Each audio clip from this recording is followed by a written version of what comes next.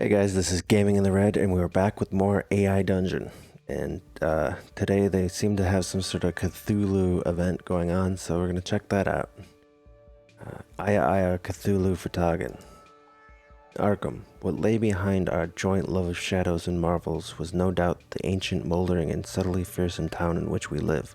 Witch-cursed, legend-haunted Arkham, whose huddled, sagging gambrel roofs and crumbling Georgian balustrades brood out the centuries beside the darkly muttering Miskatonic. Yeah, that only took me one try, definitely. Didn't have to re-record this several times. Let's create a character. And our character's name will be Gilbert Campbell, because that's a name I found in a random name generator. We will be male, we'll be an academic, and we'll just be doing Call of Cthulhu for now. So let's get into it. Next quest. Discover what the meaning of the strange bas-relief is. You are Gilbert Campbell, a male academic. You are visiting your friend Professor Angel, professor of languages who is widely known as an authority on ancient inscriptions. While there, you are imposed upon by a young man of excited aspect, whose card bears the name of Henry Anthony Wilcox. He is an artist who is seeking help identifying the hieroglyphs on a strange bas-relief. You look at the bas-relief and listen to him. He tells you he found the thing in a dumpster behind a grocery store at the junction of College and Washington Streets in Providence, Rhode Island, and it puzzles you very much. Yes, it does puzzle me why this would be found in a dumpster. I go to the grocery store where the bas-relief was found. It is a nauseous thing made of some sort of greenish soapstone. That is not what I said. Let's try that again, shall we? The soapstone, about 4 inches square and roughly carved in low relief, depicts a monstrous octopus with a human head, an anthropoid torso, and 6 pairs of human arms and hands. Are you just ignoring what I say, dude? Go to the grocery store. The arms are folded across the torso and lower parts of the torso, apparently form a continuous band across the middle of the thing. So it's just not paying attention to what I'm saying at all at this point. Alright, let's talk to the guy that gave it to us. I ask Henry if there's anything more he can tell us about the bas-relief. The head in the center of the thing and looking toward the reader is a startlingly human character, and its expression expresses both fear and appeal. Are you really just... What am I supposed to do if it's just not listening to what I'm saying at all? Kick the bas-relief and destroy it. It is a repulsive, incredible piece of work, and you are glad when the youth's important persistence finally induces you to step out into the smoky evening with him. Yeah, it's just not listening to me. I think I'm gonna try again. You are quickly interested in the subject of Wilcox's search and become his confidential assistant. I ask Wilcox where he found the bas-relief. He explains that he was out sketching a sunset view from the roof of his house in the yeah, I'm not gonna try and pronounce that. And casually turned the corner of a wall containing many sculptures. I ask, there were other sculptures? There were, he says, but the fellow who carved them had been too hasty and run out of the way before accomplishing his work. Alright. Can you tell me anything else about the bas-relief? Wilcox says he would rather not reveal what he has learned about the next door neighbors, but you could see that he is impressed by your interest and decides to keep your visit very short. Okay, whatever. I translate the hieroglyphs. The text of this frightful inscription which you are about to read for the first time is as follows, and nothing follows. Okay, I'll just say translate the hieroglyphs again. Read the inscription. It says, a mystery that will call for more extroverted journeys through Egypt, I suppose. That didn't make sense. Let's try again. It is from an enormous stone of cyclopean nature and was chiseled with such monstrous precision that its single monstrously deep incision can still speak with offended pride of its own making. No idea what any of that meant. It seems like this story just doesn't seem to go anywhere, no matter what I do. I asked Professor Angel what he thinks of the sculpture.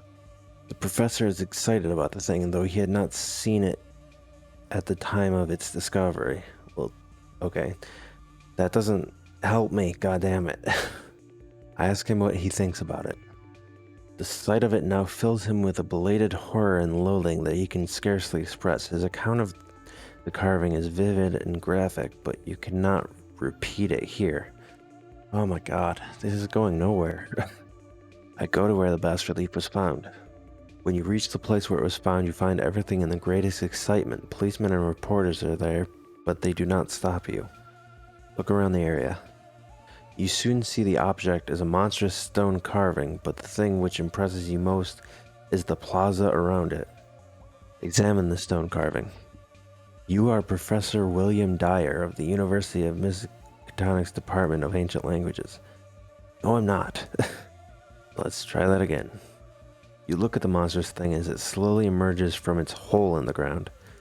Wait, it's moving? I look for any writing on it. About 15 feet square, and the perfection of its carvings stagger you. That doesn't tell me anything about the writing. I translate the writing. It reads the gate to the underground world, and it is forbidden to approach it, but none shall forbid the approach of those who seek it. Fucking what? Enter the gate, I guess? You enter the monstrous stone carving. Yes, thank you for that. Then what happens? Look around, I guess. You now know that you have to see, and you despair of ever seeing it in the flesh. You are Henry. No, I am not. Try again. You are now the late Gilman, a scholar of the Boston Museum of Fine Arts. You have just entered the gate of the ground. Why do you keep trying to tell me who I am? Try again. It is composed of a solid piece of basalt, uncut and unbroken. God damn it, enter the gate. The gate is flanked by gigantic fluted columns, each of which stands upon a wide and tapering base. I didn't ask you to explain what it is. I asked you to enter the freaking gate. Enter the gate. Just do it. The massive portal is flanked by life-size bas-reliefs of the frightful animal that guards the gate. God damn it. It's just not gonna let me progress, is it? Throw a rock into the gate. Why not? You're not sure you wish to enter the thing, for your friend tells you it is something unutterably horrible and disgusting, but you are in the morbid world of nightmares, so you filament into the portal. Okay.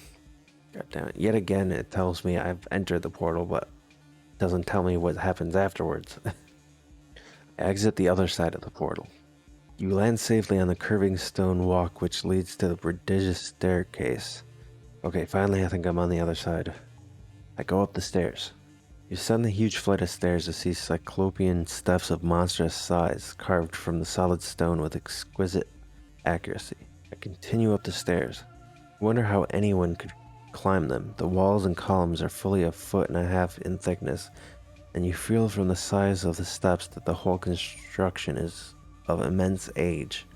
That's great. Continue up the stairs. At the top of the stairs, there's a great landing and a row of colossal fluted columns. At the end of the landing, is the colossal door swings wide to disclose a sight which fills you with wonder and awe. That's great. What do I actually see, though? Look through the door. You behold a sight which no human tongue can even begin to describe. You step out of the way as the reporters and policemen swarm up. They followed me through the portal. I enter the doors. It is great domed hall with 50 or 60 narrow apertures to let in light.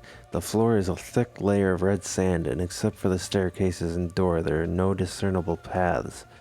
Enter a door, I guess. In the center of the floor is a great round pit, partly covered with red sand and having many singular objects scattered around it. Look at the scattered objects. Objects of pure gold, of glittering polished stone and curious grayish metal are there, and over all hangs a foul vapor emitting a high-pitched, monotonous piping sound.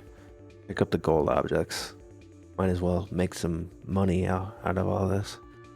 Found two things of incalculable value: a solid gold image of uncut, sacred, and inviolate, and a solid gold whistle. Below the gold whistle, the shrill piping sound seems to come from the ceiling, and as you look upward, you see at least 1,000 feet of solid stone containing no openings and with odd markings here and there. Okay. Below the whistle, the reporters, policemen, and artists stop their questions in fascination when you produce the whistle and blow it. Then they realize the extent of the treasure and that it has been left for collection by some later discoverer. Fucking... I have no idea what's going on. Just leave. As you and your fellow explorers leave the temple, you feel that you have failed in your duty to mankind. Well, thank you for that. I don't know what I'm supposed to do here. Leave through the portal. Take the gold image and whistle you found with you, and for a moment you feel a wish to go inside the stupendous structure and help bury the things that are going to be left. I don't know what that means. Leave. The care of the human world is for other days. Okay, now you're just not even making sense, game. Leave. After a period of knocking at doors, you and the police with spades and picks break down nearly every door and window in the ancient town except those of the great stone temple. What does that have to do with what I said?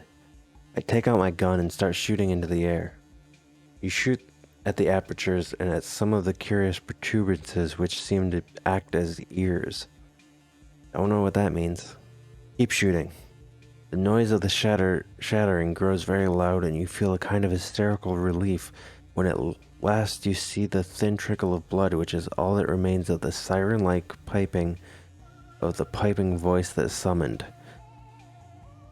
This has just devolved into nonsense at this point.